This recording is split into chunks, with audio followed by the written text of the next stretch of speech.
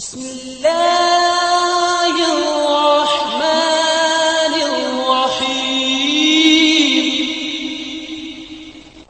اعوذ باللہ من الشیطان الرجیم، بسم اللہ الرحمن الرحیم۔ السلام علیکم۔ آج آپ کا میزبان ڈاکٹر کاشف بشیر تفہیم القرآن سیریز کی قسط نمبر 307 کے ساتھ آپ کے سامنے حاضر خدمت ہے، جس میں ہم انشاءاللہ العزیز سورہ النور کی آیت نمبر 27 سے لے کر 29 تک کا ترجمہ اور تفسیر آپ کے سامنے پیش کرنے کی کوشش کریں گے، اور اس حصے کا موضوع ہے گھر میں داخل ہونے کے آداب۔ اللہ تعالیٰ سے دعا ہے کہ اللہ تعالیٰ ہمارے ذہنوں کو، دلوں کو روشن فرمائے اور ہم بہتر سے بہتر طریقے پہ قرآن مجید کی تعلیمات کو سمجھ سکیں اور ان کو اپنی زندگیوں میں نافذ العمل کر سکیں۔ بسم اللہ الرحمن الرحیم۔ یا ایہا الذین آمنوا لا تدخلوا بیوتا غیر بیوتکم حتی تستأنسوا وتسلموا علی اہلہا ذالکم خیر لکم لعلکم تذکرون۔ ترجمہ: اے لوگو جو ایمان لائے ہو، اپنے گھروں کے سوا دوسرے گھروں میں داخل نہ ہوا کرو جب تک کہ گھر والوں کی رضا نہ لے لو اور گھر والوں پر سلام نہ بھیج لو، یہ طریقہ تمہارے لیے بہتر ہے، توقع ہے کہ تم اس کا خیال رکھو گے۔ آیت کے آغاز میں آیا اے لوگو جو ایمان لائے ہو۔ تفسیر میں آتا ہے سورہ کے آغاز میں جو احکام دیے گئے تھے وہ اس لیے تھے کہ معاشرے میں برائی رونما ہو جائے تو اس کا تدارک کیسے کیا جائے۔ اب وہ احکام دیے جا رہے ہیں جن کا مقصد یہ ہے کہ معاشرے میں سرے سے برائیوں کی پیدائش ہی کو روک دیا جائے اور تمدن کے طور طریقوں کی اصلاح کر کے ان اسباب کا سد باب کر دیا جائے جن سے اس طرح کی خرابیاں رونما ہوتی ہیں۔ ان احکام کا مطالعہ کرنے سے پہلے دو باتیں اچھی طرح ذہن نشین کر لینی چاہیے۔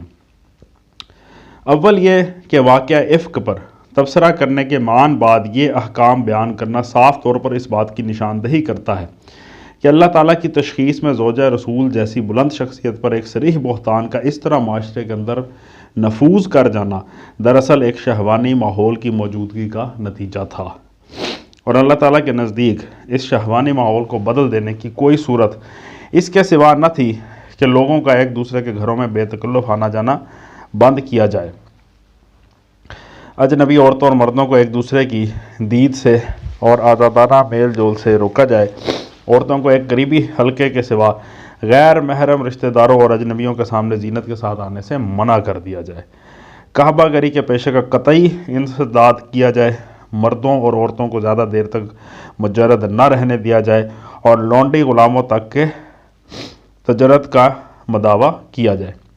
دوسرے الفاظ میں یوں سمجھے کہ عورتوں کی بے پردگی اور معاشرے میں بکثرت لوگوں کا مجرد رہنا اللہ تعالیٰ کے علم میں وہ بنیادی اسباب ہیں جن سے اجتماعی ماحول میں غیر محسوس شہوانیت ہر وقت ساری و جاری رہتی ہے، اور اسی شہوانیت کی بدولت لوگوں کی آنکھیں، ان کے کان، ان کی زبانیں، ان کے دل سب کے سب کسی واقعی یا خیالی فتنے یعنی کہ اسکینڈل میں پڑنے کے لیے ہر وقت تیار رہتے ہیں۔ اس خرابی کی اصلاح کے لیے اللہ تعالیٰ کی حکمت میں ان احکام سے زیادہ صحیح و مناسب اور مؤثر کوئی دوسری تدبیر نہ تھی، ورنہ وہ ان کے سوا کچھ دوسرے احکام دیتا۔ دوسری بات جو اس موقع پر سمجھ لینی چاہیے وہ یہ ہے کہ شریعت الہی کسی برائی کو محض حرام کر دینے یا اسے جرم قرار دے کر اس کی سزا مقرر کر دینے پر اکتفا نہیں کرتی، بلکہ وہ ان اسباب کا بھی خاتمہ کر دینے کی فکر کرتی ہے جو کسی شخص کو اس برائی میں مبتلا ہونے پر اکساتے ہوں یا اس کے لیے مواقع بہم پہنچاتے ہوں یا اس پر مجبور کر دیتے ہوں۔ نیز شریعت جرم کے ساتھ اسباب جرم، محرکات جرم اور رسائل و ذرائع جرم پر بھی پابندیاں لگاتی ہے تاکہ آدمی کو اصل جرم کی عین سرحد پر پہنچنے سے پہلے کافی فاصلے ہی پر روک لیا جائے۔ وہ اسے پسند نہیں کرتی کہ لوگ ہر وقت جرم کی سرحدوں پر ٹہلتے رہیں اور روز پکڑے جائیں اور سزائیں پایا کریں۔ وہ صرف محتسب نہیں ہے یعنی پروسیکیوٹر نہیں ہے، بلکہ ہمدرد، مصلح اور مددگار بھی ہے۔ اس لیے وہ تمام تعلیمی، اخلاقی اور معاشرتی تدابیر اس غرض کے لیے استعمال کرتی ہے کہ لوگوں کو برائیوں سے بچنے میں مدد دی جائے۔ اس کے بعد آیت میں آیا کہ اپنے گھروں کے سوا دوسرے گھروں میں داخل نہ ہوا کرو جب تک کہ گھر والوں کی رضا نہ لے لو۔ تفسیر میں آتا ہے اصل میں لفظ حتی تستانسو استعمال ہوا ہے، جس کو عموماً لوگ حتی تستاذنو کے معنی میں لے لیا ہے، لیکن در حقیقت دونوں لفظوں میں ایک لطیف فرق ہے جس کو نظر انداز نہ کرنا چاہیے۔ اگر حتی تستاذنو فرمایا جاتا تو آیت کے معنی یہ ہوتے کہ لوگوں کے گھروں میں نہ داخل ہو جب تک کہ اجازت نہ لے لو۔ اس طرز تعبیر کو چھوڑ کر اللہ تعالیٰ نے حتی تستانسو کے الفاظ استعمال کیے۔ استئناس کا مادہ انس ہے جو اردو زبان میں بھی اس معنی میں استعمال ہوتا ہے جس میں عربی میں استعمال ہوتا ہے۔ اس مادے سے استئناس کا لفظ جب بولیں گے تو اس کے معنی ہوں گے انس معلوم کرنا یا اپنے سے مانوس کرنا۔ پس آیات کا صحیح مطلب یہ ہے کہ لوگوں گھروں میں نہ داخل ہو جب تک کہ ان کو مانوس نہ کر لو یا ان کا انس معلوم نہ کر لو، یعنی کہ یہ معلوم نہ کر لو کہ تمہارا آنا صاحب خانہ کو ناگوار تو نہیں ہے، وہ پسند کرتا ہے کہ تم اس کے گھر میں داخل ہو۔ اسی لیے ہم نے اس کا ترجمہ اجازت لینے کے بجائے رضا لینے کے الفاظ سے کیا ہے، کیونکہ یہ مفہوم اصل سے قریب تر ہے۔ آیت کے آخر میں آیا توقع ہے کہ تم اس کا خیال رکھو گے۔ تفسیر میں آتا ہے جاہلیت میں اہل عرب کا طریقہ یہ تھا کہ صبح بخیر شام بخیر کہتے ہوئے بے تکلف ایک دوسرے کے گھر میں گھس جاتے تھے، اور بسا اوقات گھر والوں پر اور ان کی عورتوں پر نادیدنی حالت میں نگاہیں پڑ جاتی تھیں۔ اللہ تعالیٰ نے اس کی اصلاح کے لیے یہ اصول مقرر کیا کہ ہر شخص کو اپنے رہنے کی جگہ میں تخلیہ کا حق حاصل ہے، اس کو اس کی پرائیویسی حاصل ہے، اور کسی دوسرے شخص کے لیے یہ جائز نہیں ہے کہ وہ اس کے تخلیہ میں اس کی مرضی اور اجازت کے بغیر خلل انداز ہو۔ اس حکم کے نازل ہونے پر نبی صلی اللہ علیہ وآلہ وسلم نے معاشرے میں جو آداب اور قواعد جاری فرمائے انہیں ہم ذیل میں نمبر وار بیان کرتے ہیں۔ نمبر 1، حضور صلی اللہ علیہ وآلہ وسلم نے تخلیہ کے اس حق کو صرف گھروں میں داخل ہونے کے سوال تک محدود نہیں رکھا، بلکہ اسے ایک عام حق قرار دیا جس کی روح سے دوسرے کے گھر میں جھانکنا، باہر سے نگاہ ڈالنا، حتیٰ کہ دوسروں کا خط اس کی اجازت کے بغیر پڑھنا بھی ممنوع ہے۔ حضرت ثوبان نبی صلی اللہ علیہ وآلہ وسلم کے آزاد کردہ غلام کی روایت ہے کہ حضور صلی اللہ علیہ وآلہ وسلم نے فرمایا کہ جب نگاہ داخل ہو گئی تو پھر خود داخل ہونے کے لیے اجازت مانگنے کا کیا موقع رہا۔ ریفرنس ہے ابو داؤد۔ حضرت حذیل بن شرجیل کہتے ہیں ایک شخص نبی صلی اللہ علیہ وآلہ وسلم کے ہاں حاضر ہوا اور عین دروازے پر کھڑا ہو کر اجازت مانگنے لگا۔ حضور صلی اللہ علیہ وآلہ وسلم نے اسے فرمایا پرے ہٹ کے کھڑے ہو، اجازت مانگنے کا حکم تو اسی لیے ہے کہ نگاہ نہ پڑے۔ ابو داؤد۔ حضور صلی اللہ علیہ وآلہ وسلم کا اپنا قاعدہ یہ تھا کہ جب کسی کے ہاں تشریف لے جاتے تو دروازے کے عین سامنے کھڑے نہ ہوتے، کیونکہ اس زمانے میں گھروں کے دروازوں پر پردے لٹکائے جاتے تھے۔ آپ دروازے کے دائیں یا بائیں کھڑے ہو کر اجازت طلب فرمایا کرتے تھے۔ ابو داؤد۔ حضرت انس خادم رسول صلی اللہ علیہ وآلہ وسلم فرماتے ہیں کہ ایک شخص نے آج صلی اللہ علیہ وآلہ وسلم کے حجرے میں باہر سے جھانکا۔ حضور صلی اللہ علیہ وآلہ وسلم اس وقت ایک تیر ہاتھ میں لیے ہوئے بیٹھے تھے۔ آپ اس کی طرف اس طرح بڑھے جیسے کہ اس کے پیٹ میں بھونک دیں گے۔ ابو داؤد۔ حضرت عبداللہ بن عباس رضی اللہ تعالیٰ عنہ کی روایت ہے کہ حضور صلی اللہ علیہ وآلہ وسلم نے فرمایا جس نے اپنے بھائی کی اجازت کے بغیر اس کے خط میں نظر دوڑائی وہ گویا آگ میں جھانکتا ہے۔ ابو داؤد۔ صحیحین میں ہے کہ حضور صلی اللہ علیہ وآلہ وسلم نے فرمایا اگر کوئی شخص تیرے گھر میں جھانکے اور تو ایک کنکری مار کر اس کی آنکھ پھوڑ دے تو کچھ گناہ نہیں۔ اسی مضمون کی ایک اور حدیث میں ہے جس نے کسی کے گھر میں جھانکا اور گھر والوں نے اس کی آنکھ پھوڑ دی تو ان پر کچھ مواخذہ نہیں۔ امام شافعی رحمۃ اللہ علیہ نے اس ارشاد کو بالکل لفظی معنوں میں لیا ہے اور وہ جھانکنے والے کی آنکھ پھوڑ دینے کو جائز رکھتے ہیں، لیکن حنفیہ اس کا مطلب یہ لیتے ہیں کہ یہ حکم محض نگاہ ڈالنے کی صورت میں نہیں ہے، بلکہ اس صورت میں ہے جبکہ کوئی شخص گھر میں بلا اجازت گھس آئے اور گھر والوں کے روکنے پر وہ باز نہ آئے اور گھر والے اس کی مزاحمت کریں۔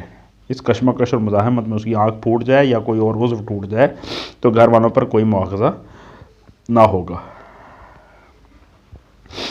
نمبر 2، فقہا نے نگاہ ہی کے حکم میں سماعت کو بھی شامل کیا ہے، یعنی سننا۔ مثلا اندھا آدمی اگر بلا اجازت آئے تو اس کی نگاہ نہ پڑے گی، مگر اس کے کان تو گھر والوں کی باتیں بلا اجازت سنیں گے۔ یہ چیز بھی نظر ہی کی طرح تخلیہ کے حق میں بے جا مداخلت ہے۔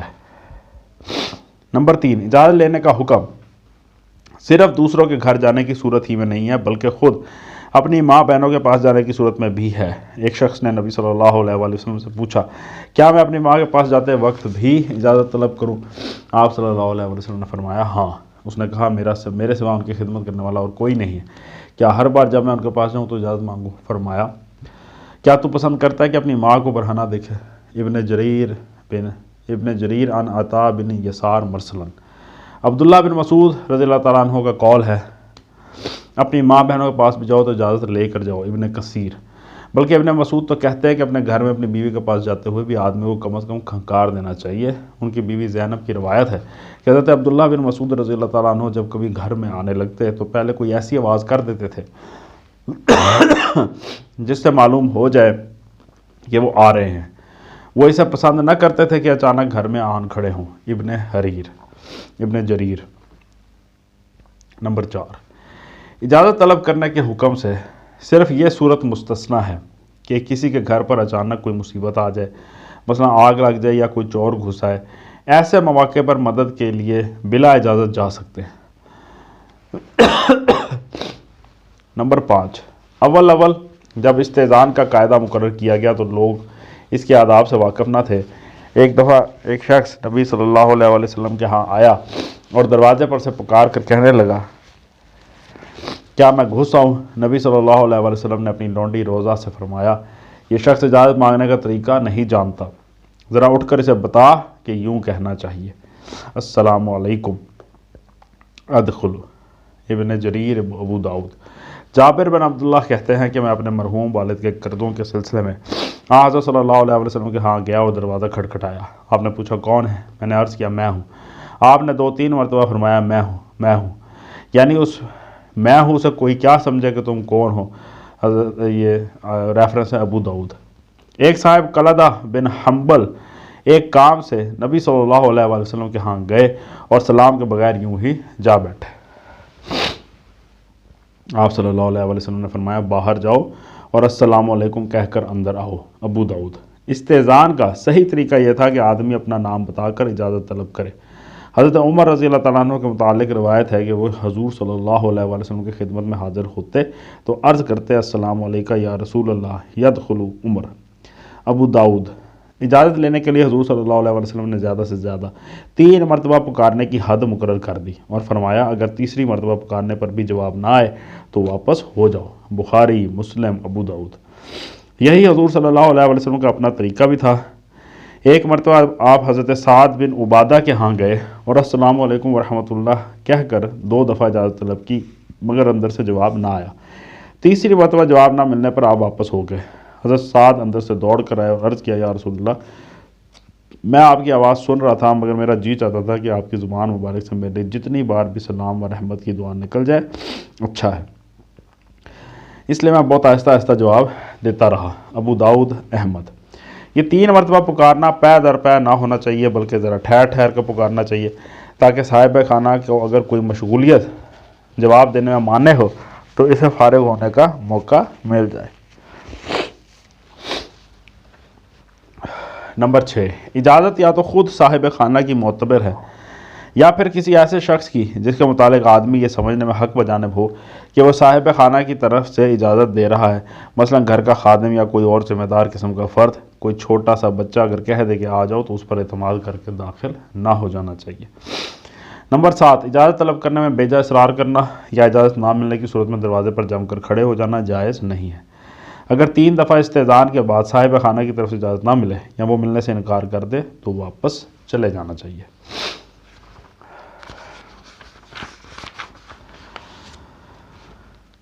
فَإِن لَمْ تَجِدُوا فِيهَا أَحَدًا فَلَا تَدْخُلُوهَا حَتَّى يُؤْذَنَ لَكُمْ وَإِنْ قِيلَ لَكُمُ ارْجِعُوا فَارْجِعُوا هُوَ أَزْكَىٰ لَكُمْ وَاللَّهُ بِمَا تَعْمَلُونَ عَلِيمٌ۔